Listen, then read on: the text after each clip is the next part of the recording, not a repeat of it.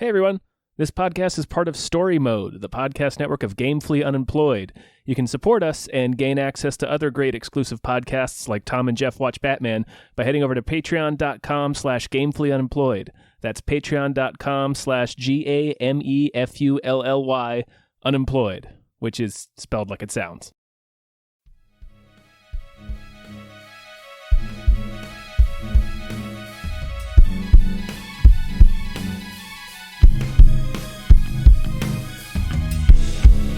Hypecast mit Tom Reimann und David Bell.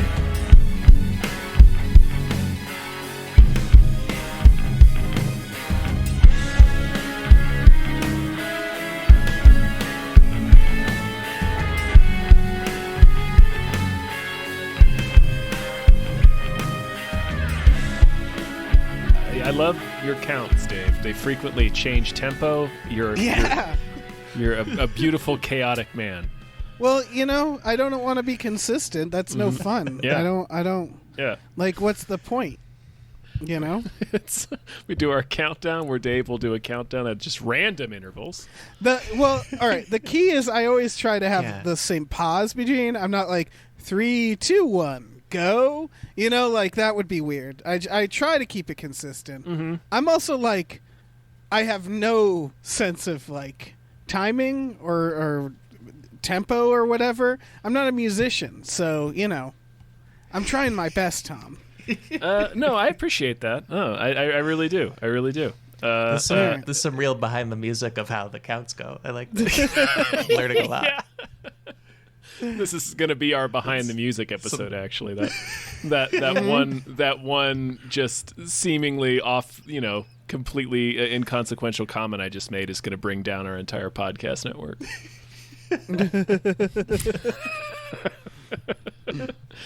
Hello everyone. Hello, America.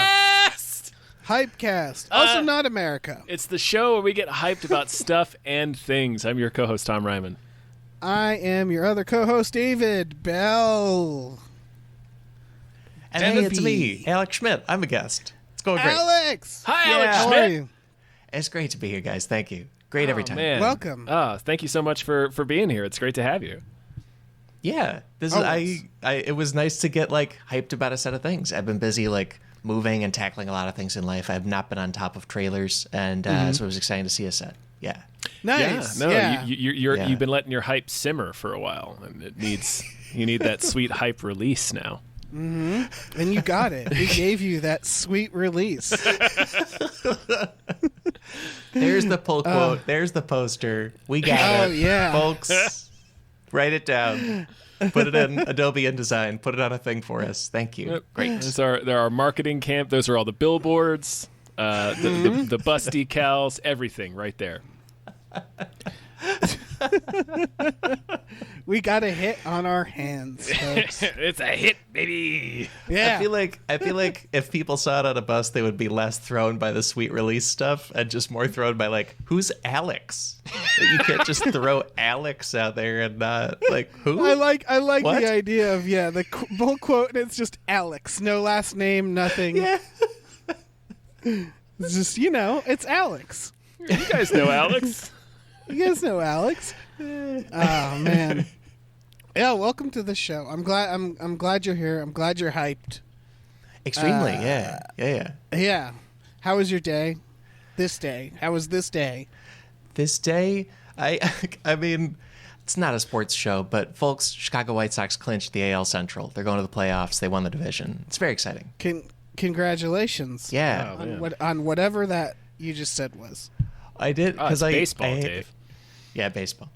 I had a thought about it Congratulations on too. baseball. Like I remember at one point, this was a while ago, but I told myself like, pretty soon there's going to be exciting baseball and a new Bond movie. But I think I said that like March 2020, because that was when the Bond movie was going to come out originally, April. And that was when baseball would have started. And then those things didn't happen. But now it's going to be, hopefully, playoff baseball at a Bond movie in like a few weeks. Yeah. It's going to be great. It's actually happening. Yeah. Congratulations. Yeah. Thank you. We got there. Yeah. We got I there. did it. Me. I'm glad the pandemic worked out for someone. Yeah. And that's the other poll quote. So the pandemic was A-OK, Alex. Yeah. Alex S. Right. Even more questions than our previous ad campaign. We should have ads. Dave, I would love to have ads. All right, here, what if people just start spray painting ads for us? Yeah, do that. I can't legally. Yeah. I can't legally say to do that. I'm just saying, what if somebody did that? hypothetically, what if that happened? Yeah, You can hear me and that winking. would be a thing. That would be a thing. That would be an event that occurred. Yes. We should probably talk about our producers, right? Oh, I guess. We have producers every So they can do the episode, spray and we on, would- exactly, yeah. I mean, Yeah. we wouldn't say, but yeah. We all right. We'd like to thank some producers here. So a big thank you to the following people. Fuck, are you stalling for time? Yeah. Listen, the following people, starting with a thank you to the Indignant Eel. Thank you very much. Thank you to Look Ma, I'm on a podcast. Thank you. Thank you to Children Love the Meat Millie. Thank you. Thank you to Grumblebee. Thank you to Screaming Horse Pyramid. Oh, yeah. Thank you to Del Griffith, the shower curtain fella. Thank you to Lef. Thank you to Seismic Charge Noise. Bwam. Thank you. Thank you to Deborah is awesome, Barbara is great, and cancer can go to hell. Yeah, I agree with all those statements. Sure. Yeah, 3 for 3. Thank you to Numino Ultra Microscopic Silico Volcano Coniosis Jones. Thank you very much. Thank you to the baby from Eraser Head. Always. Thank you. Thank you to Chiz Lily Tits. Thank you. Thank you to these 7 Bs. Thank you very much. Thank you. All right, let me jump in here. Thank you to Breezy Reezy. Thank you to Thank you. Davey Francis for the Revenge. Thank you to Thank you. MVB. Thank you to you. Chester's Prophet. Thank you to you. Definitely Not Guillermo del Toro. Thank you to Brian, Thank who you. Tom knows. Thank you you. to Bob Grenville. Thank you to Steven. Thank you. Thank you to Down Home Chicken. Thank you. Thank you to Han Toomey, the Confused Cyborg. Thank you. Thank you to Hasking7. Thank Thank you to Happy Ed 209. Thank you. Thank you to Tom and Dave are good writers. Follow them at Collider and some more news. Thank you to Tiger Drawers, Pratt Thompson. Raindrops keep falling on my head. Thank you. And thank you to Dan Hackroyd. Thank you. All Research. right. Trailers. Yeah, now it's time for trailers. Well, let's do this. Let's like do now you're trailers. just like trailers. I have Catch a it. weird energy right Yeah, now you today. have just the wildest energy right now. You're I've like had a day of like meetings and stuff. Like it's one of those brain frying days, but not in a way that I'm used to. If that makes sense. you're like some sort of cursed spirit that we summoned by accident. I'm also drinking a weed edible drink, so we're gonna go ahead and race that. We're gonna race the effects of that. Do they call it a weed edible drink? I feel like that's just a weed I drinkable, don't. right? That's- It's a weed drinkable. Right, it would be a drinkable, exactly. Yeah. If you melt an edible, it becomes a drinkable. they quite No, or wait. Cleverly. Would it not be a potable? Oh, it's a even potable. better. Yeah. It's a potable. They call it a high boy because it's like a tall boy. So that's smart of them. I don't like that. I think they should call it a potable. Or a potable. They can call it both. Yeah. They can call it both. Suppose. I This is guess. called a cannabis infused social tonic. Okay. Yeah. No, I'm not into it either. Listen, we have a trailer for Finch. Starring this is the Thomas Hanks. The Tom Hanks and his dog in the apocalypse are going to make everyone cry. Yeah. And the robot that sounds like Peter Stormare in Armageddon. He absolutely does. I don't know if people know what that means, but go watch Armageddon and then watch this trailer. I mean, what in do you any guys think about circumstance, this? go watch Armageddon, right? Like that's just Absolutely. handy advice. If you're Replay ever, this if moment you're, of the podcast later if you need guidance on just things to do. Yeah. Yeah. If you're ever at a crossroads of things to do or like an important decision or something, just, keep Armageddon in your back pocket. I gotta watch Armageddon about it. Mm-hmm. Yeah, it's helps. It's how I think my thinks. Armageddon is my laughing place. Mm-hmm. So what do you guys think about this? I think it looks good, weirdly. Yeah. I've I've been seeing everything through a weird lens where I recently got a new Apple computer, and they give you a year of free Apple TV and Apple TV Plus or whatever. So now any trailer for that stuff, I'm like, oh, I have a year to see this. And with this one, that felt good. I was like, cool, I'll probably get it in. I need to get between this and the next trailer, I am getting Apple TV. They finally, it's been like a year of me like, no, and now it's like, all right, fucking fine, Jesus. The only I agree with you guys. This looks fun. There's this weird like feel good apocalypse vibe in it. Yeah, but I like that. It was weird to me. I'm tired of everything. After almost 2 years of the pandemic now, and everything's dark and gritty and shit like that already because of just the way movies are. It's nice to have one that's just like, wouldn't it be nice if nice Tom Hanks built a nice robot for his nice dog? I guess what it makes me feel like though is it reminds me of those feel good stories where it's like all these teachers gave their sick time to this one teacher with cancer. Isn't that great? And it's like, no.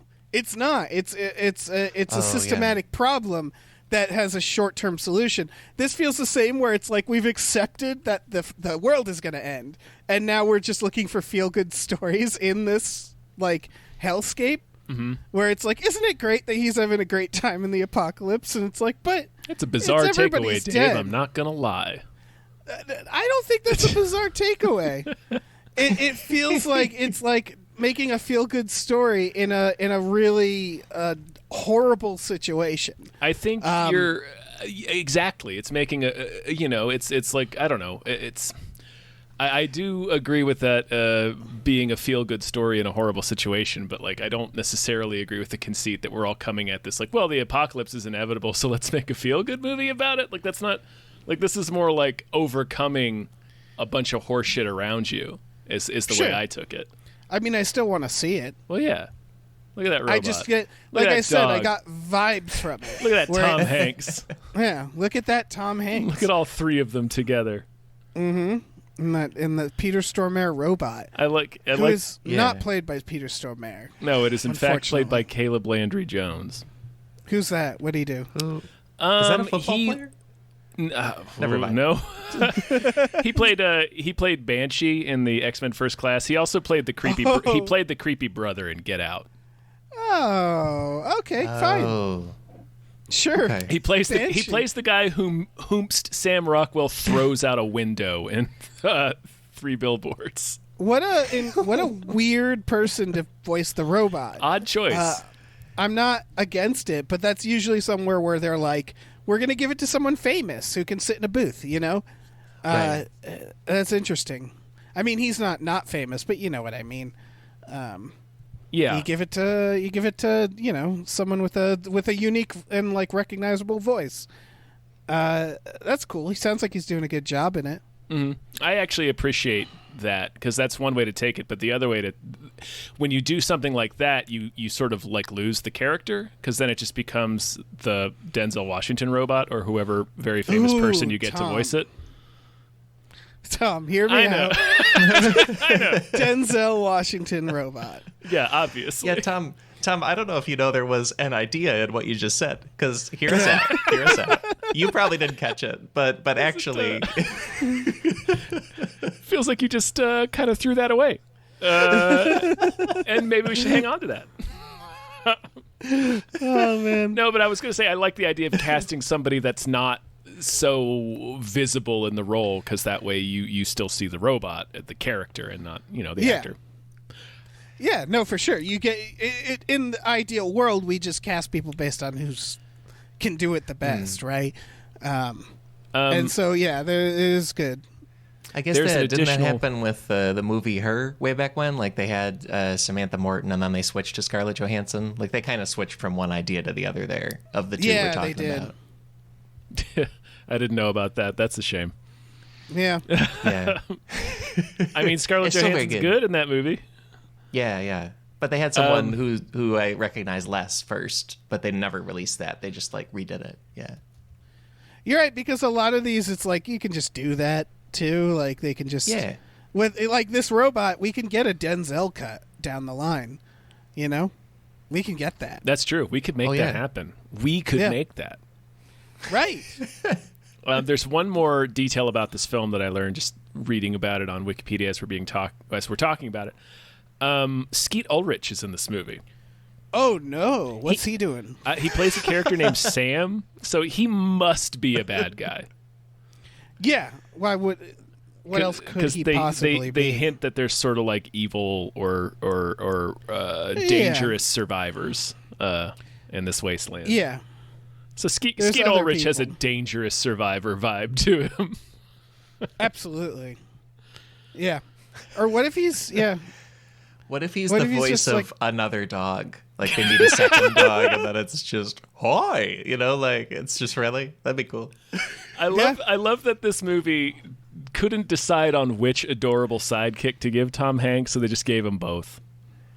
Yes, that was my first feeling about it. I was like, I guess you can stack all that up, but I'm a little surprised. It is two different movies. Yeah, right.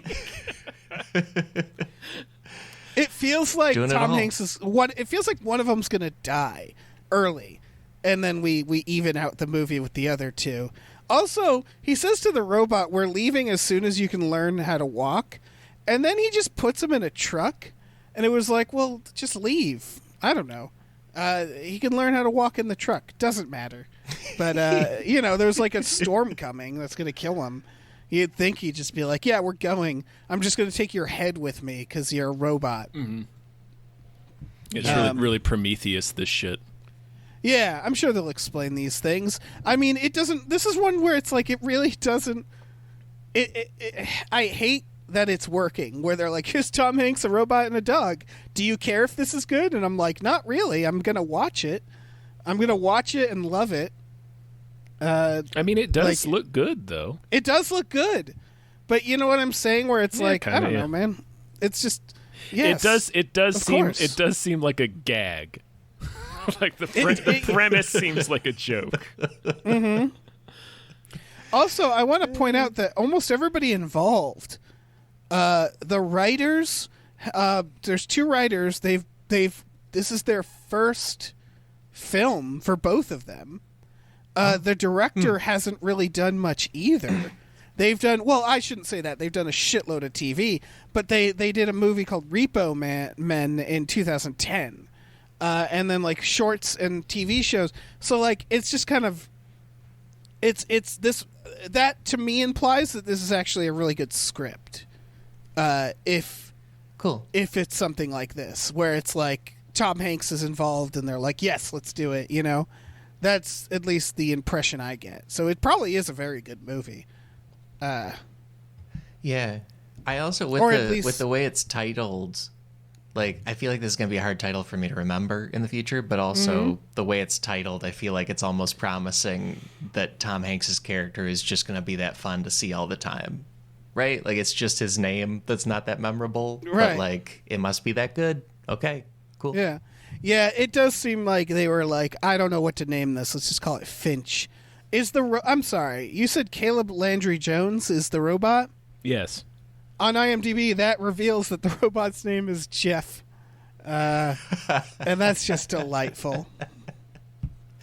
Yeah, why wouldn't it be Jeff? Why wouldn't it be Jeff? Jeff the robot. Yep, yeah. Jeff Bot. Jeff Bot. Yeah. Perfect. Mm-hmm. No notes. Yeah, I mean, it's classic cinematic script structure. I don't need to tell you guys. You know, like you put a Jeff in the film. Like there has to be a Jeff at some point in the first act, and then the story can proceed. I am also reading that the original title was BIOS, as in Basic In and Out System, I assume. And like, yeah, name it Finch. Yeah, don't call it that. Definitely don't call it that. Sounds like this never did have a name that worked. When you said BIOS, I heard Fios, like Verizon Fios. I was like, oh, that's a very bad name. Wow.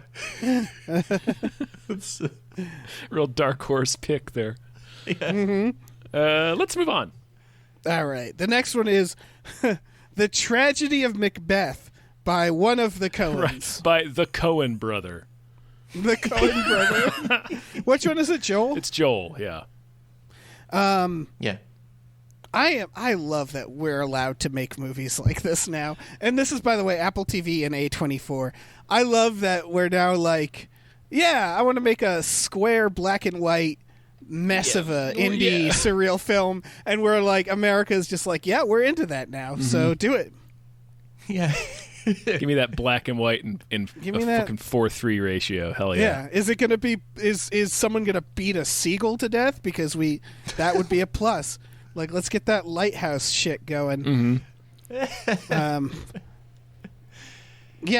What do you guys think? Well, I mean, the trailer's very brief. It's only, it's less than a minute. But, I mean, the cast, obviously, it's got Denzel, it's got Frances McDormand. It's got a lot of other people, but I think they're Macbeth and Lady Macbeth. And, it's Joe Coen. Yeah, it's Joe Coen as the writer with a, you know who he wrote it with? Shakespeare? Yeah, that's the guy. Yeah. Did he do a collab? Yeah. Oh my God, fucking Brendan Gleeson's in this too? Oh, fuck me. Oh, cool. I mean, Macbeth is a solid. It's one of Shakespeare's better plays, and it's one of the more cinematic ones. I don't know. It's a dope thing to make into a movie, and this looks cool. It's got a great cast. I'm in. Absolutely. Yeah. The trailer reminded me that I like having a reason to sit with a Shakespeare, which I haven't done in a while. No, they did, because Shakespeare in the Park was a podcast last year, so I listened to that. But other than that, I haven't seen or heard a Shakespeare play in a long time. Alex, of course you did.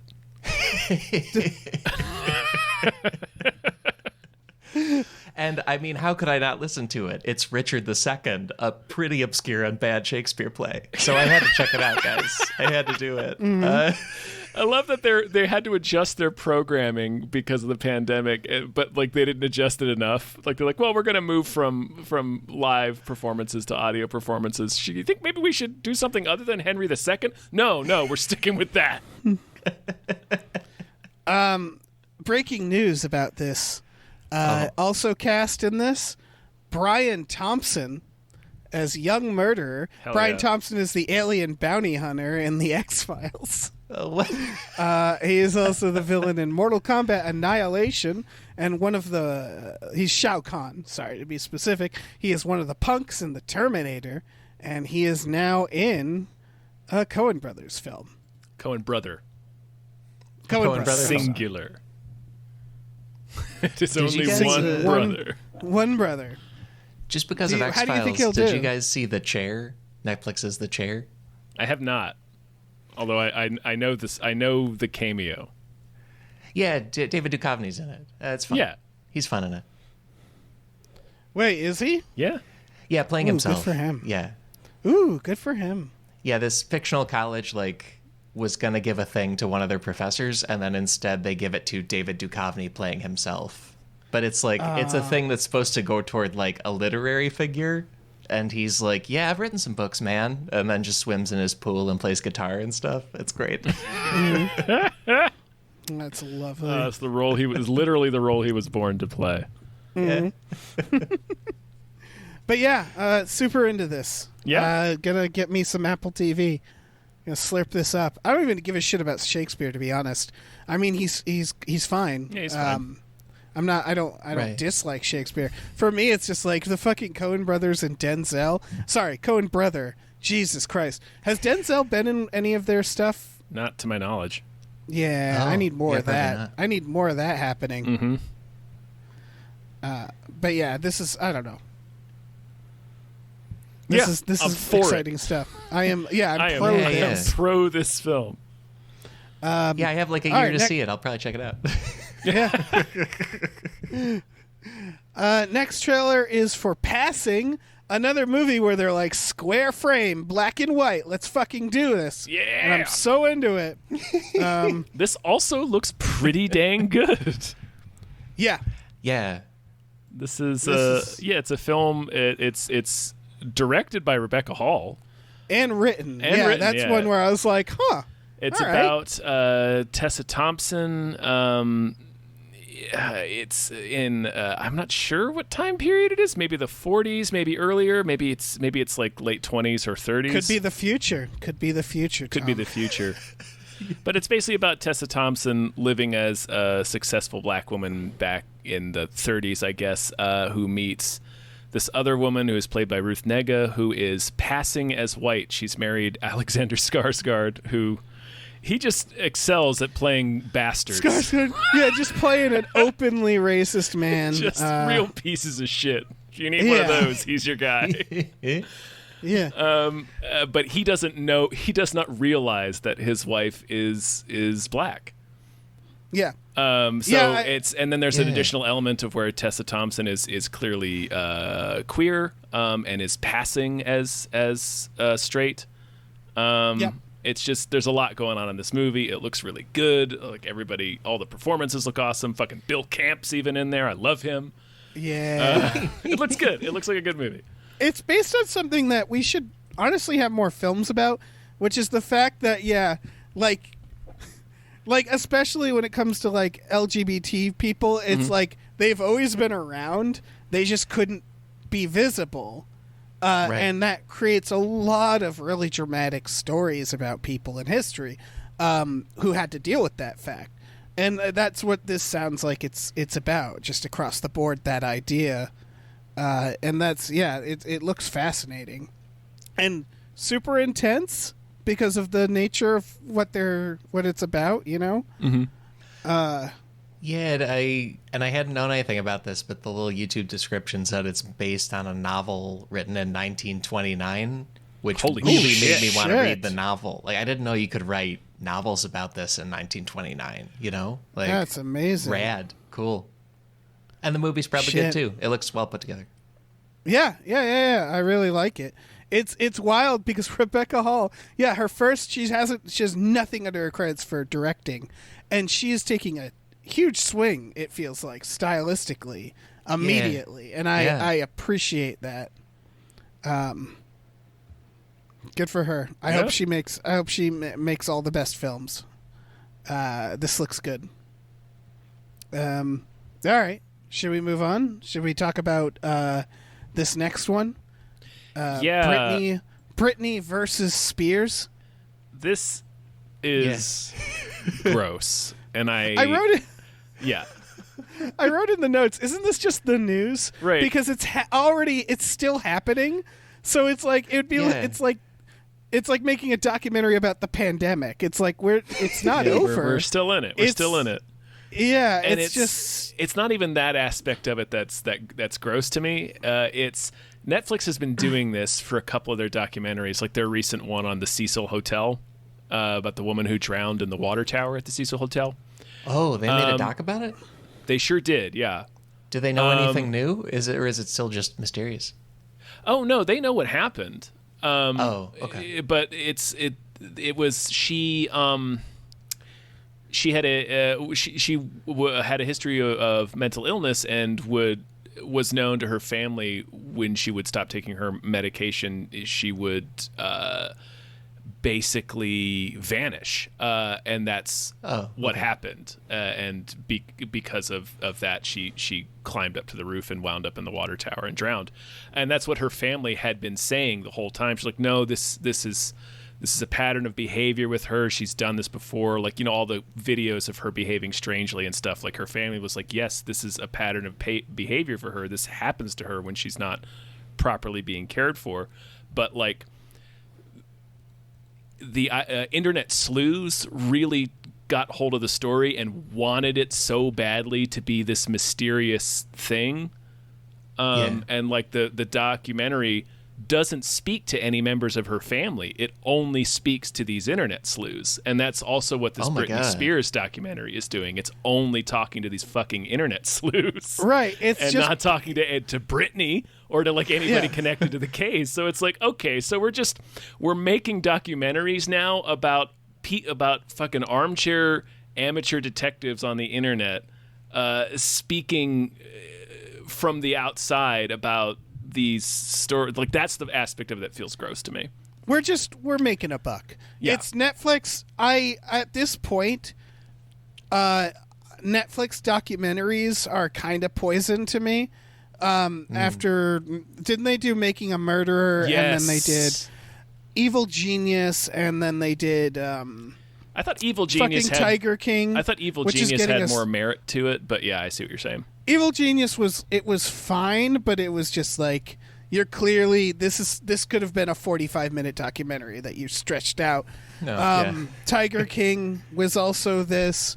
I got vibes from Sasquatch as well, even though that's Hulu. But like, there's this pop documentary thing that I think we're getting a lot of trash because they're just like, well, let's do it, make a documentary, rush it out. It's people do we doing. have anything to say? People No, we doing don't. Let's fast just do it. and loose research on their own on the internet and then making it into a documentary without ever speaking to any of the primary sources or the primary people involved. Yeah. And so this is probably one of 5 that'll come out. Yeah. And it's like, it's just, it feels like I put it in the same shelf as like reality TV or anything. Yeah. I shouldn't say, reality TV is a very broad thing, but you know what I mean? Anything that's trying to make a quick buck out of sensationalizing human drama in a dirty or inappropriate way, I would say.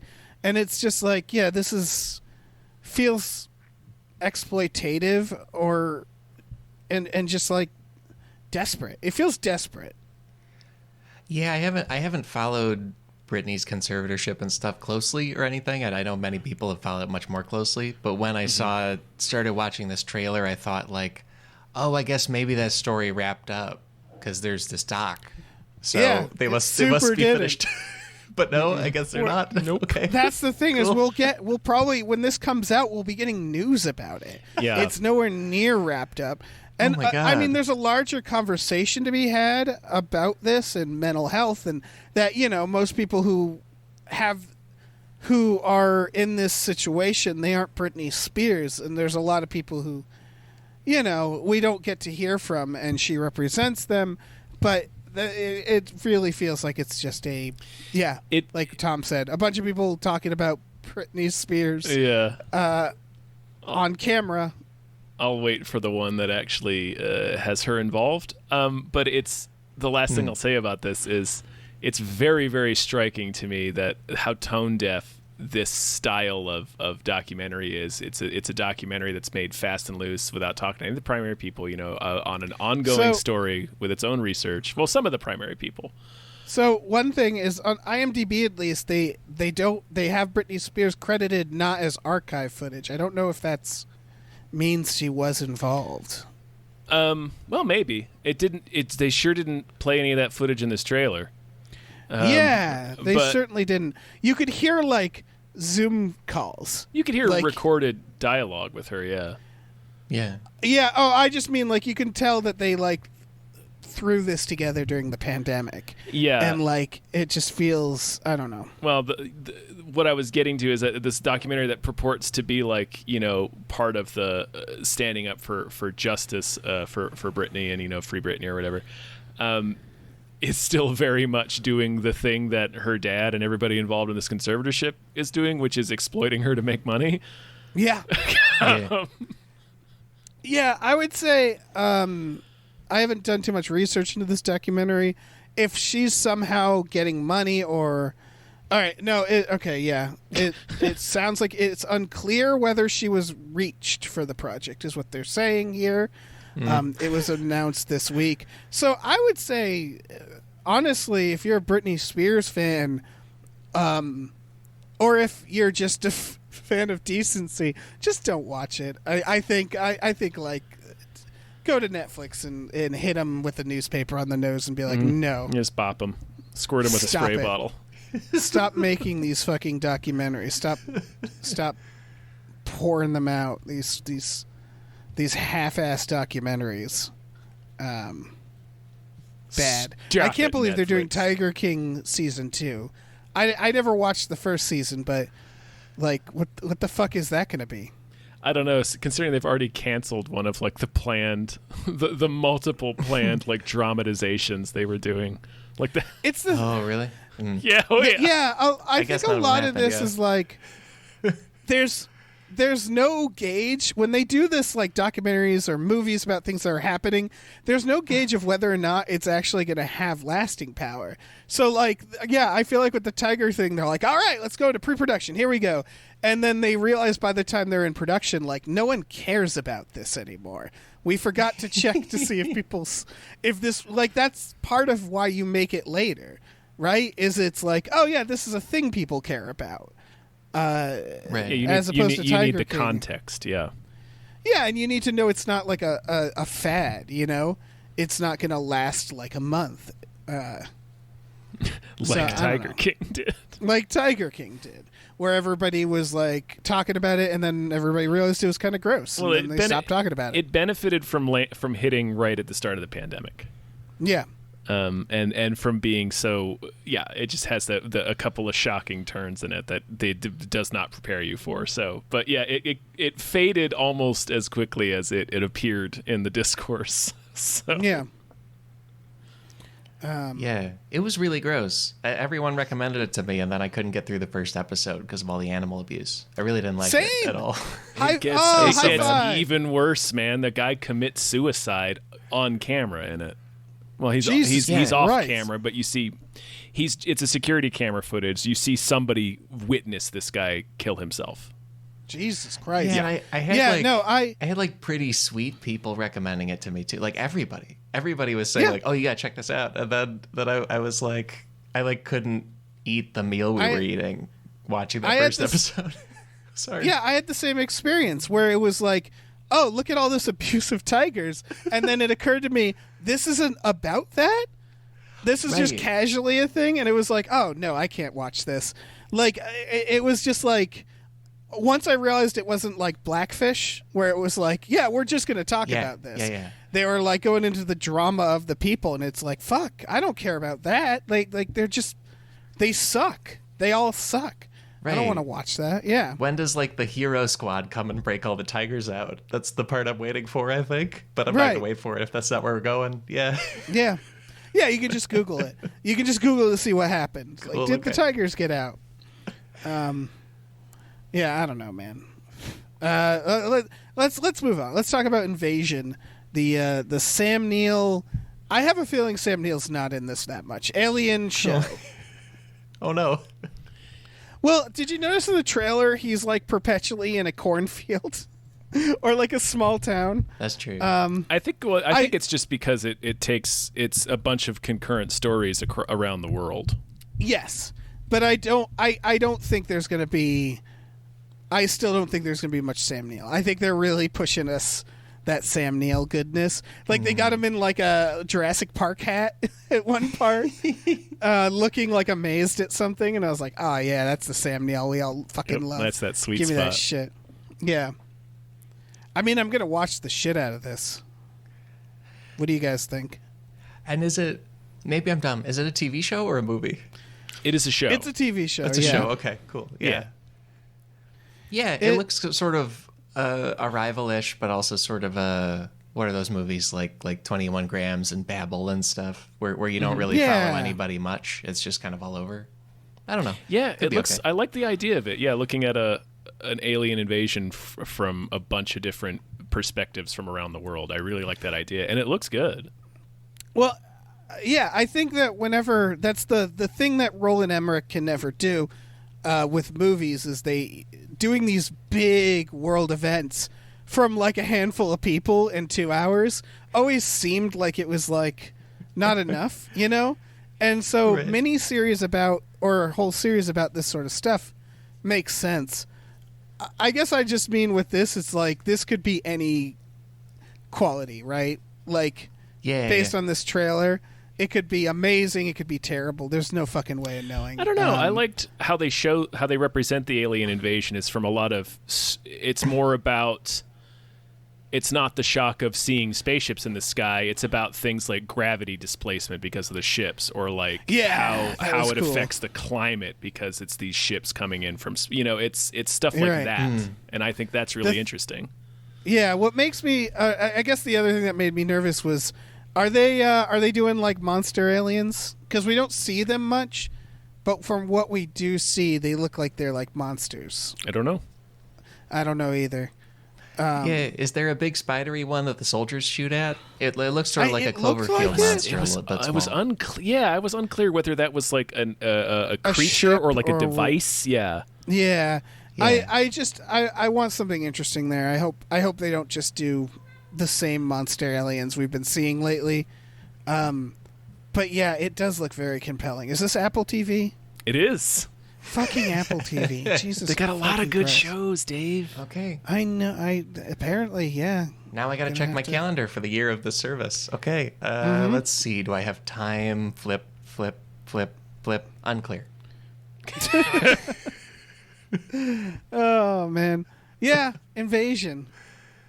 Not to be confused with the Invasion movie. Invasion the Body Snatchers. Right, the Daniel Craig one from like 2005. Man, I thought of that too. Are the logos similar? I think the logos are similar. I think that's what's doing it too. Yeah. Yeah, there's only so many ways you can write the word invasion, apparently. Yeah. It's also like, I'm sorry. It's called The Invasion, that one. But I'm sure there's other. That Invasion's one of those titles where, like, if someone was like, I want to name it this, I would say no. Like, I get it where it's like, it's Alien Invasion. It's like, let's come up with something else. Yeah, that's okay. First draft. There's a movie that's coming out in 2020 also that came out in 2020 about an alien invasion that's called Invasion. I'm sure there's like war movies called Invasion too, probably. Or there could be. Yeah, it could be. Yeah. Like Invasion of Privacy stuff, like a Snoopy kind of movie. Snooper kind of movie, sorry. Not Snoopy from Peanuts. You know what I mean? Snoopy. There's a 2005 a TV show called Invasion with William Fichtner. Yeah, we don't need to get into. That's right.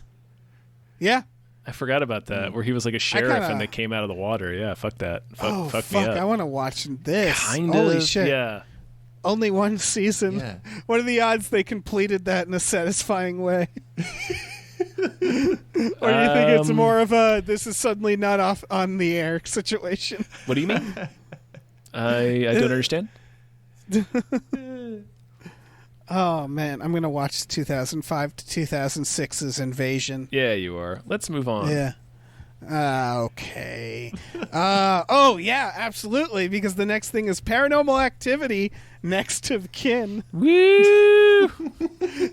This looks like such a piece of shit that I'm gonna watch. They just threw a bunch of. What if we throw a bunch of Amish people? And then I don't know. Is that what's happening? That's what it looks like. It looks like a table of like pilgrims or Mennonites. Some sect. Yeah, sure. Yeah. Come on. It could be. It's like I say that because it looks like it could be old timey or it could be modern day. It's hard to tell with those scenes because then they're also those scenes are they break the format. We like look at this family sitting around a table getting ready to eat, and it's not like found footage. It's just like like a normal movie. And then there's other shots that are clearly found footage. Because that was my question for you guys who probably know better. Isn't Paranormal Activity the one where it's all security cameras and stuff? And I was like, so how do these like bonnet wearing people from either the past or a modern community that doesn't use technology, how are they going to do this idea? How's a ghost going to haunt them if it haunts like your cameras? Like, well, we're all set here. It's that thing of like, because there was a Paranormal Activity, the marked ones is done as a found footage where they walk around, and that also made me very upset because I was like, the whole idea is it's security cameras. Like, we have tons of found footage. You have one thing. I should point out, this is the writer of all of the Paranormal Activity sequels. Just the sequels, not the original. Also, Happy Death Day and Freaky. Which all right, that's interesting. Okay, that's interesting. The director did. This is also interesting. The Signal, which was okay, and Underwater, which is a good film, or rather a well-done film. Mm-hmm. I don't think it's going to matter because it's Paranormal Activity. Right. How much could it matter? Once they're like, if they start just filming regular scenes, it's like, what are we doing, Paranormal Activity? Why is this even Paranormal Activity? Like, what about this? It'd be amazing if they shot it like a movie, but it was still just people sleeping for extended periods of time. Alex, how many Paranormal Activity films have you watched? 0. I just understand how it works. Yeah, but because I don't watch a lot of horror, I just can't handle it. Very good. Well, you'll be happy to know these aren't really horror movies. Oh, they're more like... It's more like playing The Sims. Yeah. Because you're just watching people do boring shit, and then like it is. Once every 10 minutes, something will move by itself. Right. It's like playing The Sims if, every now and then a pan falls and someone screams. That's it. Really, God, it really is, because even the scares are like, that thing in the background moved. They did find I will give them credit for finding interesting. Like they've made how many is this? Is this 6? They've managed to. Oh, how do you not build 6 into the title? Come on. I don't know if it is 6, but yeah. Obvious double number, right? Folks, I know. Get it together. I will say there is a rich lore that I can follow, that I could tell you about, of Paranormal Activity, where it's like they actually answer where the ghost came from. There are prequels. They actually do, to their credit, creative things with this extremely boring and limiting premise. Okay. And that's why it's like, don't move the camera around, because I want to see how you'll pull this bullshit off. They do stuff where like one of them ties the camera onto like a fan that's going back and forth, so it creates tension in the shot where the camera's going back and forth. So it's like, what is it going to reveal? Shit like that. Like they found ways to make it interesting, more so than it seems like it would be. But they aren't good movies. Yeah, now they're going to do it with people who do not believe in technology or something. Great. Awesome. Yeah. Like is one of them going to draw what happened really fast, or just describe it really amazing. vividly? I don't know. It's great. God, why can't that be the movie? Because this world is full of cowards. Mm-hmm. Man, the director of the original hasn't done shit. He's producer on all of these, so he's making money. So he's very rich, yeah. So we don't need to be worried about that person's career. Mm-hmm. Let's move on. That's fair. All right. Night Teeth. Oh yeah, Collateral with vampires. Yeah, I'm so excited for Collateral with vampires. Collateral with vampires. It is literally 2 vampire ladies taking their rideshare driver on a night through the town where they're just eating people. Yeah. The title just made me think of Liz Lemon Night Cheese, which is night moves. Cheese. Anyway, that's not the deal. It looks pretty good. Working on the night cheese. Yeah, I don't know. Fucking Megan Fox looks great in it. It looks like a lot of fun. I don't know if it's going to be any good. It's such a copy paste of Collateral that it makes me nervous. Yeah, I mean, I'll say that the writer hasn't done anything before. The director has made a bunch of like meh types of movies. Boy, I See You, a bunch of eye movies. He's really into eyes, yeah. Yeah, and so like that, I don't know. None of that's a hit against them. If they got a good idea, they got a good idea. I will say the writer's name is Brent, which lukewarm, but not ideal. But other than that, I don't know. It looks working on compelling. His night teeth is what he would say when he was writing. That was just his outgoing voicemail anytime somebody. Brett's working on his night teeth. Is the lead vampire or one of the lead vampires fucking Theon? He's in it. I mean, I saw him. Okay. Yeah. I don't know who he plays. He might just be a victim. Yeah, that's true. I thought he was a vampire in the trailer. I don't know. I only saw him briefly. Yeah. I couldn't see whether our boy Theon was befanged. I think this is going to be a hit. I'm kind of I feel like there's two types of horror, right? There's awesome and there's scary. And everything in between. It's a spectrum. I feel like this Halloween we have a skewed awesome to scary ratio where like I'm seeing a lot of this, a lot of like adventure awesome stuff, horror. Yeah, that are going with more comedy, and I can't, at least right now, I can't think of anything that looks genuinely scary that's still coming out. That doesn't mean there's bad horror. I mean, Candyman was quite good, but that came and went. Yeah.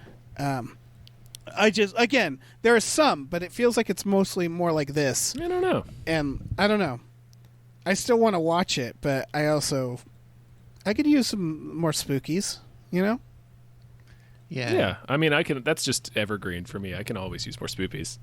I wonder if, is it like because this is Netflix, Night Teeth, right? Like maybe it's a big streaming service thing where just the awesome is more snackable and easier to throw at people, you know? Yeah, probably. They probably. I always wonder that about Netflix and stuff, where it's like anybody can just like watch anything. Their rating system is basically: are you a child or are you not a child? Because they have they have like Netflix for kids, but they don't have like a PG-13 Netflix. You know what I mean?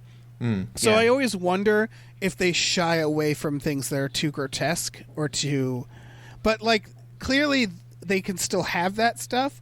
So there must be some legal thing where they're like, no, we put the TVMA or whatever, and therefore we have covered our ass. It's up to the viewer. I don't know. So I can see them being more attracted to like, fun, scary stuff. This still, I don't know. I'm still into it. Yeah. It looks pretty fun. Not as much as the next thing, though. Right. Speaking of true gritty horror, man, oh man. Yeah. Tell you what. Right. Speaking of the greatest films ever made. We talked about this last week. It was a news story, yeah. Yeah, the trailer is here, folks, for Escape the Undertaker. The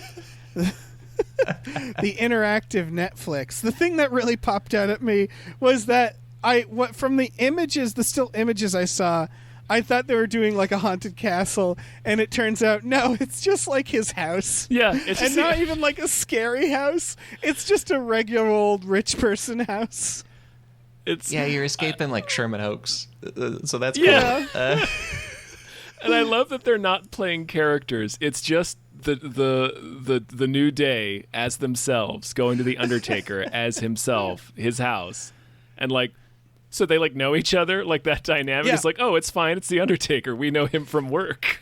Yeah, they just go over his house. They're not even kidnapped. They get they have to escape a situation they've created where they're like, hey, let's go over Undertaker's house. And then they're like, oh no, the Undertaker is going to get us. Suddenly we're trapped in the Undertaker's home. Who could have foreseen this? Absolutely incredible. It looks amazing. It really does. Like you get to make choices. Like there's one scene where he's got I forget which member of New Day it is, but he's got a jar of tarantulas on his head, and your options are give in to the Undertaker or stay positive. Yes. This looks like the greatest film ever made. I say that without hyperbole. I make that choice every day. Stay positive. Give in to the Undertaker. Give in to the Undertaker.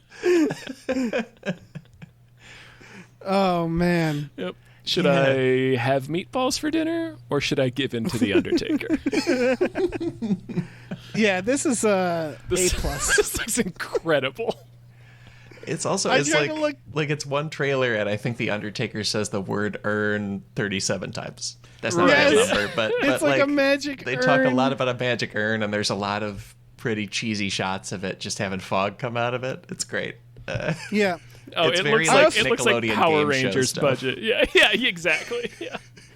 I also really want to point out, I looked it up on IMDb. There is no director or writer listed. It's just made by nobody. Yeah, this stuff just happened in real life, so that's why. Yeah, they're like, yeah, exactly. This is just something that happened. It has other people credited, like makeup department and stuff like that. But nope, nobody made it. Nobody on the creative side. It just lurched into existence. And I like that the end of the trailer teases that the Undertaker is going to transform into some sort of giant beast. Yeah, he better. Oh, man. I can't wait for us to make all of our patrons watch this movie, Dave. Absolutely. Yep. That's going to happen. Yeah, of course it is. Of course it is. Oh, wow. Yeah, when is it coming out? And they can make the October choices? 5th. Yeah, of course. Yeah, That's hell gonna be a yeah. great We'll night. crowdsource the choices. It'll be a great night. Fuck yeah. That's it for trailers, folks. Oh, man. Should we name some more producers? I think we should. Big thank you to Kool-Aid Molotov says, COVID and Greg Abbott can both fuck off. Support reproductive rights. Comrades. Thank you. Thank you to E.T. the Extravagant Terresticle. Thank you to Cody Johnston's Time Machine Noise. Thank you. Thank you to Pete for Pagel. Thank you to Glitterous, CFO of Michael Shannon's Chocolate Factory. Woo. Thank you to Subscribe to Jason Pargin's Substack. Thank you to the Midnight Patron with patrons at midnight. Let me get in on this. Thank you to Exploding Runes. Thank you to Andrew. Andrew How. Thank you to Vincent with a Y, working on his night teeth. He's clearly a vampire. Thank you to Rev MD. Thank you. Thank you to Dr. DNA. Thank you to Lauren Gucci. And thank you to Bootler Bootlesson. Thank you. You guys, finally, at long last, Fantastic Beasts 3 has a title, and it's The Secrets of Dumbledore. Yep. This is, I wish they had the boldness to actually name it The Secrets of Dumbledore. And then throughout the movie, people call him Dumbledore, and it's never addressed. Just Dumbledore for the rest of the movies. Oh, shit. They are, this is they're just it's sucked dry. They're eating the bone marrow, right? Yeah, they are just blunt forcing this movie on us. Well, because I don't think anybody wants this. That the first one of these was pretty all right, and the second one of these left us real upset with how much of a mess it was and how. Like, I legitimately walked out thinking, like, I think J.K. Rowling's been having too many fights on Twitter, and it prevented her from spending enough time writing this okay. I was really upset about how bad that movie was. Yeah. Yeah, it's, someone else pointed out that, like, or I've seen a few people point out that, like, it's like Harry Potter's coming of age. Watching, like, fucking Eddie Redmayne just like do magic, it's like it's less compelling. There's not really like, I couldn't tell you what his character arc is yet. He's just sort of this blank, like, he's like a dummy that just like walks around and does stuff. Does he have a romantic interest? You know, like Harry Potter had this like prophecy about him and this underdog feeling, and we knew where he came from. Eddie Redmayne is just like, hi, I'm Eddie Redmayne, I'm gonna be doing magic. And I don't feel like his character matters nearly as much. Like, it doesn't have an added like coming of age aspect or anything. But at least J.K. Rowling just keeps getting more and more popular, you know, with every day. More and more beloved and popular. So, you know, they're really, you know, by the time this comes out, people will be really into her. Yeah. And Johnny Depp, too. Just never a better figure. Yeah. in the world. Yeah. Real. No, they. It was a smart play. They hitched their wagon to two bright, shining stars. Yeah. Yeah.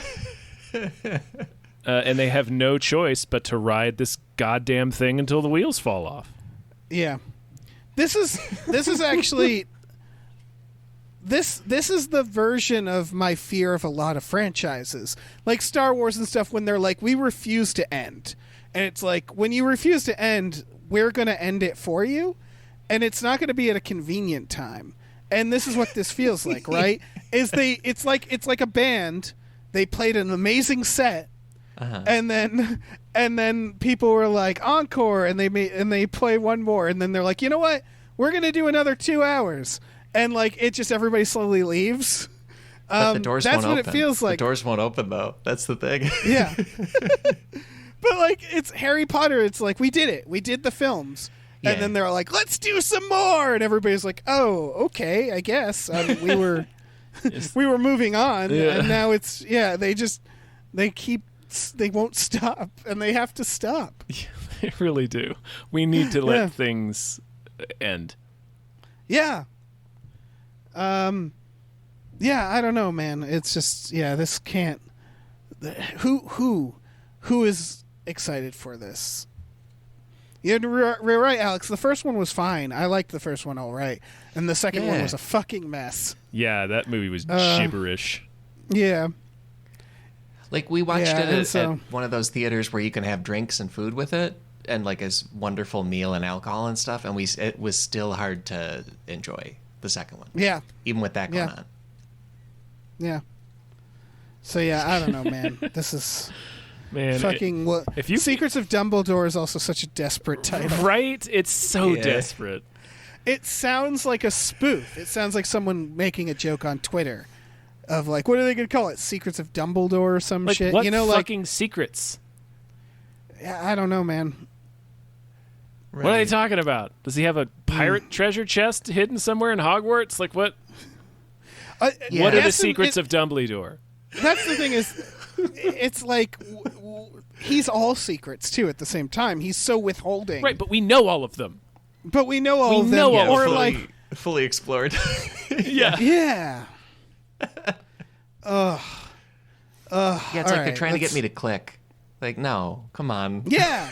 Like, I know what his secrets clickbait. are. I don't know. Yeah. I don't know. I don't need to know what secrets he kept from people 80 years before Harry Potter, because it was all leading up to Harry Potter, because that's the story. That's the story. Yeah. I don't know, man. I don't know. Speaking of sucking marrow, Netflix bought up the Roald Dahl estate. Yeah. We're probably going to get another Willy Wonka. They said they want to make a whole universe of Roald Dahl movies, and that's we need to we need to let things end. We need to stop chasing this dragon of a shared universe. It has worked once. Yeah. Also, Roald Dahl, like, I'm not saying we don't like the work, but I don't think we actually like adaptations. Like, we liked Willy Wonka and the Chocolate Factory because Gene Wilder was awesome. Like, I don't think anybody liked Willy Wonka as like a compelling story. You know what I mean? Where it's like, we just really liked that performance and how fucking weird it was. Yeah. Other than that, like, I don't know. I mean, James and the Giant Peach was fine. The Witches is pretty well liked. The Witches, but I don't think it's. Yeah, I think it's more like it's not an automatic like. Yeah, we're gonna love it. Like, it really depends on who's making it. Right, like Roald Dahl. Steven Spielberg made a BFG movie and nobody gave a shit. Right. So I don't know. I don't know what they think they're up to. I don't know. Also, aren't they making Wonka? They are. They're still making Wonka. Yeah, they're making like a Timothée Chalamet prequel or some shit because we didn't learn our lesson with Johnny Depp in 2005. Yeah. Why are we making that? I don't know, man. Yeah. Is there someone we can call and be like, hey? Can we call the police? I read the whole article just to check if they bought like Roald Dahl's script for You Only Live Twice, that James Bond movie he wrote. And it doesn't look like they did. So no. Okay. Here's the thing. We're saying all this, but maybe this will be the biggest fucking thing in the world.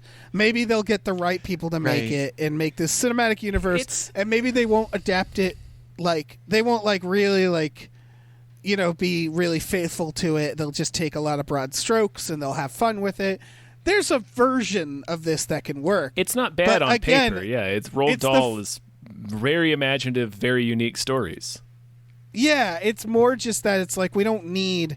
It really has more to do with who's making it than it's. Well, the thing that's getting me is the we want to make a big shared universe. I'm like, fucking why?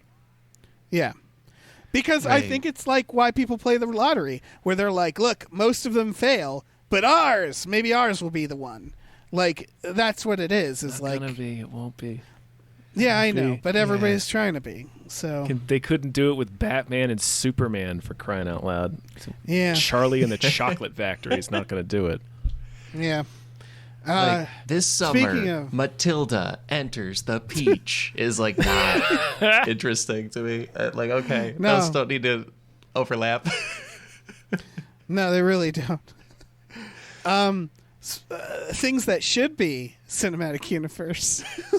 They're making a Super Mario Brothers movie, but they're not brave enough to make it live action. They're making it a cartoon like fucking cowards. Well, we've known about this.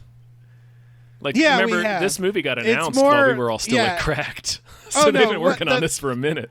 Yeah, the actual... Wow. Well, I feel like they've been working on this because they're like, fucked if we know what to do. The voice cast has been announced. Voice cast has been revealed, which we got Anya Taylor-Joy as Peach. That makes sense. Charlie Day as Luigi. Sure. I mean... it's Luigi. No one gives a shit. Jack Black as Bowser. Okay. Keegan-Michael Key as Toad. Sure. Seth Rogen as Donkey Kong. All right. Perfect. Well, we're starting to stray out of Super Mario, but whatever. Well, they're all part of the Mario universe, yeah. Yes, but, you start with the core story, right, Tom? Well, about the fungus and how they're Brooklyn plumbers who get sucked into an alternate reality. If you recall... Dave, Mario first appeared in Donkey Kong. All right, yeah, I guess that's fair. And main event, Chris Pratt as Mario. That is a terrible idea. That is such terrible casting that it's literally been a joke on social media since this movie got announced. Mm-hmm. Is he gonna do the Italian voice? He'd better. The only way to do this, I don't know. The only way to, I don't know. He'd better just be as offensive as he possibly can. Yeah, fuck it. People have pointed this out, and I know this happens a lot, where they're like, aren't they already voiced by people? And they're not wrong. Kind of, sort of. But yeah, it's that thing where you're making a movie, you're gonna want. And also, to the characters' quote unquote voices are them going like booga booga or like Yahoo. Like, they don't have dialogue in these games. Some of them do, but yes, it's like an entire movie of R2D2s, just noises. Exactly. No real entire words. Movie of the adults from Peanuts. But this is now that they've announced the cast, it's one where it's like it's dead already, right? Like, we see this cast and we're like, oh, okay, so this is okay. Never mind, everyone. Like, this is going to be like a Sonic the Hedgehog. It's going to be like pretty half-assed and whatever. They just threw Chris Pratt in because they're like, who's a famous white guy? Chris Pratt. That's the most baffling part of it. Like, the idea of making, like, it's Illumination, it's the Minion studio, so the Minions are going to show up. Oh, wow. But the idea of making a Mario movie animated, just like in his world from the games with all of these wild, colorful characters, that's a good idea. Yeah. I don't have a problem with any of the cast. It's, the rest of the cast, but fucking Chris Pratt, like, really? It's as Mario? It just reveals something, because I think since the Lego movie, which ironically had Chris Pratt in it, we realized that, because we would always, when they'd be like, they're making a blank movie based off a toy, we'd always go, ugh. And then the Lego movie came out and we were like, oh, I guess they can be good. So there's always been this like possibility, right? Where it's like, well, crazier things have happened. They made a Lego movie that was good. Yeah. And so we have to wait. And then it's always the question of like, so is it something that someone actually cared about, or is it something where they're like, we're just making a movie for kids, it doesn't have to be good? And just the announcement of Chris Pratt as Mario, to me, shows that they're not actually thinking about the plot or what the movie means, because they were just like, who's popular? Chris Pratt. Chris Pratt's interested. Let's just put Chris Pratt in there. Like, that's what that says to me, right? Is like that they don't really care. Well, he's such a bad fit for that character. He's such a bad fit. Like, yeah. even like funny, jokey Chris Pratt when he's not being like, wisecracking hero guy. Like, even like the Andy version of Chris Pratt from Parks and Rec is completely wrong for like this. Yeah. It's such a strange choice. It's Yeah. like, really? This is your guy? I think in their head, they're like, Mario's not a character. He's just a face. We can give him any voice we want. Like, I don't think... I just don't think it's precious to the people making it. The people making it being, in part, Nintendo, right? Like, I just don't think they give a shit. I think they're like, here you go, kids. Slop it up. We'll see. This casting really gives off those vibes. I don't know. What if he does an amazing Italian plumber voice? A perfect Bob Hoskins impression. Oh, man, if he just comes in there like Mario, then yes. Yeah. I mean, if he does it like that, I'm fucking on board. Yeah. If he just goes in there like a New York City pizza delivery man, then yes. He might. Or, New York City plumber. Plumber, yeah. I mean, I know Mario's a plumber. I was just saying as a for instance. Like sounding like a New York cabbie would be incredible if that's what he's doing. Seth Rogen as Donkey Kong honestly also feels wrong. And same with Jack Black as Bowser. I think, I actually don't think a lot of this casting is, I don't know. It's fine. Whatever. Well, it's clear. They got the most famous people. That's what they did. They said, what's the most famous people we can get? Well, let's just give them a role. Well, it's clear it's not just famous people. They're specifically going in a comedy direction. Yes. These are all comedy people, with the exception of Anya Taylor-Joy. Yeah. Yeah, I can't process this news. Like a movie doesn't appear in my head. You know what I mean? Like what is the story or the events of this? You can't see it. And exactly all the things you said about Chris Pratt's voice in particular. Like is he gonna go in and out of the Italian, or it just like I can't like do the math of this at all. No. Yeah, it feels impossible. They've been. I feel like. I don't know. Have they been whiffing on casting in video game movies? Maybe I'm just mad about the Uncharted casting, which is fine. But there was a version out there we all wanted that we didn't get. Well, and there's also a thing with like big computer animated movies for kids, except for Pixar. Like all the non-Pixar ones just cast the most famous humans they can cast, and then it doesn't. No one ever checks if it like lines up with the characters being good or not. Like I think Adam Sandler's a vampire in those Hotel Transylvania ones. Like that doesn't make any sense. It's not really good. Yeah, that seems impossible. He does a vampire voice. Oh, okay, cool. Well, he does like a good voice. Yeah.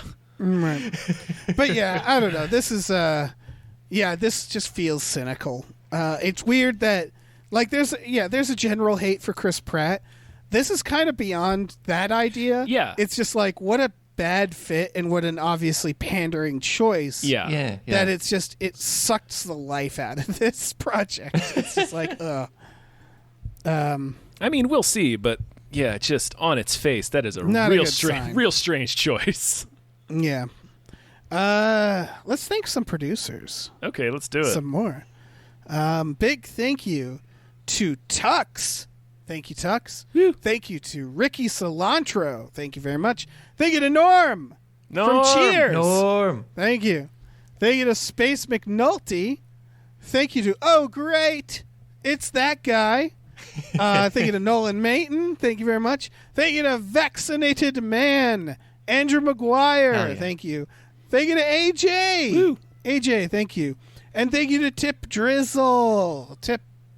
Woo! All right, let me jump in here. Thank you to Burrito Mouth. Thank you to Mrs. Voidus. Thank you to the Ghost of Dave Thomas. Thank you to Aaron Burser. Thank you to David Knife Boot, Hinson MBA CPA. Thank you to Christopher Robert Sparks Esquire. Thank you to Mackenzie Fuck Shuffling with Willem Dafoe's Confusingly Large Dick Chill. Thank you. Thank you to Vaccinated Jay. Thank you. Thank you to Pie Guy. Thank you. We did it. Hey, Dave. It's me, your favorite plumber hero, Mario. Perfect Mario impression. I have no idea what that's going to sound like. Listen, it's been a long week. There's so much hype today. I don't know that we can. Yeah. I don't know if we have room for more hype. But in the interest of making sure we maximize our hype for this episode, do you have a film that deserves more hype? I have 2. Oh shit! What? Yeah. This. Yeah. That's too much hype, Dave. Yeah. Well, listen, this first one isn't really a movie that deserves more hype.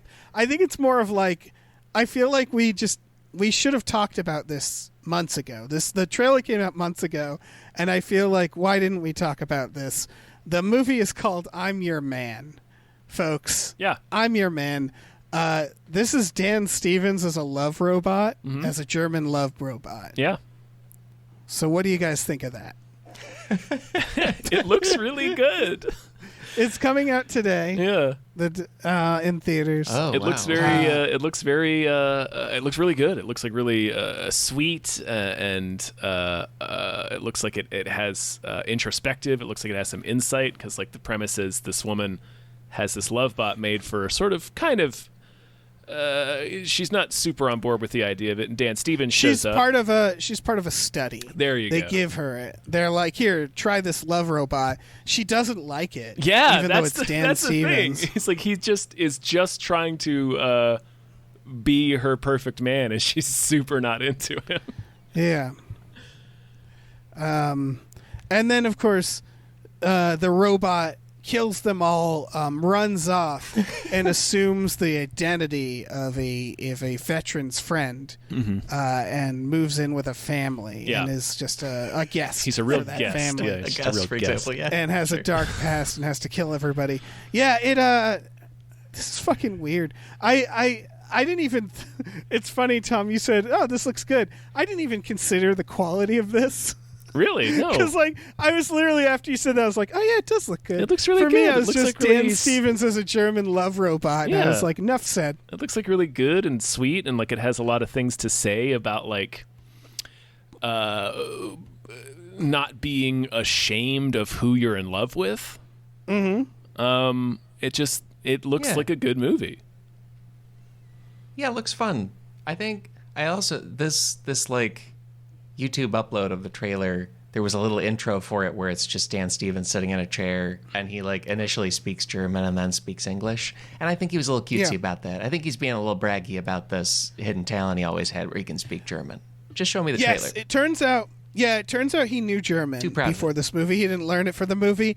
He did go back and practice his German for this movie, but he's clearly feeling himself. Yeah. He's just like, yeah, I know German. What of it? And it's like, good for you, Dan Stevens. A lot of people know German. I think that's So, probably. you know. I think it's probably part of it. It's also probably an attempt to get this movie to play with international audiences, specifically English-speaking audiences, Oh yeah, because for we sure. know Dan Stevens. Yeah. You know. Yeah, Right. We love Dan Stevens. Yeah. From Downton being a The guest. Downtons. Downton. The Downtons. The Vienna Downtons, Fire Dan Saga. Stevens, The beauties and the beast. the Beauties and the Beast. So yeah, that's this. Yeah, this. I think this is getting plenty of hype. We just haven't really talked about it. I do want to talk about the second film though, Yes. because I hadn't heard of this shit at all. This is called Mayday.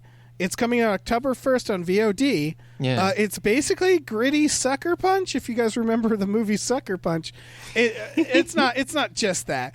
It's a group of young women on an island who basically lure men to the island like sirens, and it's like a weird dreamlike surreal island, and they're just on a never-ending war, just luring shitty men in so they can murder them. And this woman is basically shipwrecked on this island and joins them. It's got some mixed reviews. I don't know what it's gonna be, but this trailer, it just is like, what the fuck? It looks fucking weird. Yeah, Juliette Lewis is running around in there. Yeah, Juliette Lewis. Of course she is. Why wouldn't she be? And I just never heard of this movie. It looks like it's got a good budget. It looks well done. And it's coming out like soon. Yeah, it's hard the to shots get. are very pretty. Yeah, Yeah. yeah. It looks really good, and it looks like all the imagery is really compelling. It is tough to nail down exactly what the movie is. But that's not necessarily a bad thing because, we complain all the time on this podcast about trailers giving away too much. So I'm fine with this trailer showing us just enough, all these compelling images, this kind of mysterious storyline, et cetera, et cetera. Juliette Lewis. Yeah. Show me Juliette Lewis. I'm like, one, please. Yes. Oh, yeah. This director, she hasn't done much. She's done a few shorts. I'm suspecting this is about a commentary on feminism and the exhaustion of having to wage that war. Just never ending. Yeah. I'm guessing that's it. And the idea of becoming a monster in that process and what has to be done, etc. And I don't know. That's an interesting premise for sure. Mm-hmm. I don't want to derail your thought, Dave, but you said I'm a guessing. I said what? You said I'm a guessing. The Mario is really rubbing off on you. Yeah. Look, I'm Italian, Tom. I can say that. That's true. Yeah. I'm allowed. You can't. You should go in. You should have gone in there and gabagooled up the vocal booth. Yeah. I should be Mario. You should be Mario in the new Mario movie. Yeah, honestly, you should be Mario. Yeah. Just go into that office Mayday. Like, it's a me. It's a me. It's a me. It's a me. Not it's a him. It's a me. Oh, fuck. But yeah, Mayday. Looks good. Looks interesting. Check out the trailer and maybe watch it. Yeah, no, I will be checking this movie out. It looks compelling. Yeah. That is. Oh my gosh! I think that's it. That's a sode. We've done it. Yes. We did it. Oh, we've hyped the cast. We did it. Oh man, there was so much hype. Alex, thank you so much for being a part of this. I love it every time, guys. Thank you. Yeah, thank you. Of course. What do you want to tell people? What do you want to share? Yeah, what do you got going on? I'm full of hype, and yeah, I make a podcast called Secretly Incredibly Fascinating, and I think it's great. Yeah, you do. Each one's about one seemingly ordinary thing. Then we get into the history and the science and the lore of why it's amazing. Over like 60 episodes now, and more coming, and just really loving making that. So please check it out. Fuck yeah, it's I love it, Alex. Yeah. And Tom and Dave are excellent on it many times. Really great. Oh, yes, thanks, man. Did a couple it's a great show. Did some foods. It was great. Yeah. We have a Patreon, me and Thomas. It's patreon.com/gamefullyunemployed. You can, for $5 a month, we got some exclusive podcasts on there, like Tom and Jeff Watch Batman, Fox Mulder is a Maniac, Star Trek The Next Futurama. We watch movies every Friday night with our patrons, so you can check that out as well. One of which will certainly be Escape the Undertaker. Of course it will. You guys, you won't be able to escape the Undertaker. No, we're going to make you motherfuckers watch it. Yeah, and you're going to like it. That's the only way I would want to see that too. Like, I'm either never gonna watch it or watch it with you guys. Yeah, you're either gonna watch it with us or you're gonna give in to the Undertaker. We also have a store, gamefullyunemployed.com. If you head there, you can get the link to our Teespring store. We have all kinds of cool designs for T-shirts, stickers, posters. Check it out. It's cool. We got some cool stuff. Oh yeah. All right, we can be done. Say goodbye, everyone. Goodbye. Bye.